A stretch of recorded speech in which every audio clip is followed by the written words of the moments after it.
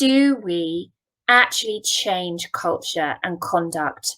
And let's also look at the pressure points on that from COVID-19. So first of all, I want us to think about culture and think about organizational culture. Now, it's often described as an organization's DNA. And we've seen that time and time again. And yes, it's a great way of describing that there are these beliefs, underlying assumptions within an organization, almost like your print within an organization.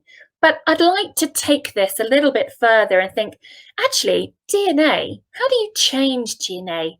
Genetic engineering, maybe. It's very hard to change DNA. And the secret here is about the link to conduct. So let's unpack DNA for a moment in the context of culture. So firstly, cells. So cells carry your DNA around your body. And if we think about those cells, they form into a collection of muscles and muscle tissue, along with many other things. But hey, we're not into a biology lesson for today. So actually thinking about those muscles power movement. But actually that movement is not just from the cells and everything else that's packed into there, but actually it's also played a part around our conscious and unconscious thought. And all of that together results in our everyday behavior.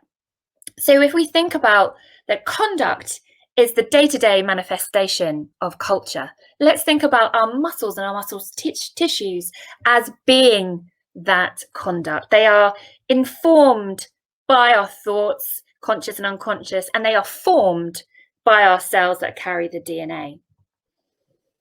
And the reason we want to think about that for a moment and use this in where we're describing how to change culture and ultimately conduct is that culture does influence our conduct and behavior drives outcomes. And if we go to the thought of it being muscles, we can train, we can tone, we can exercise our muscle tissue, so therefore our conduct. Yes, it can fatigue and tire and waste away, but it also can be strengthened.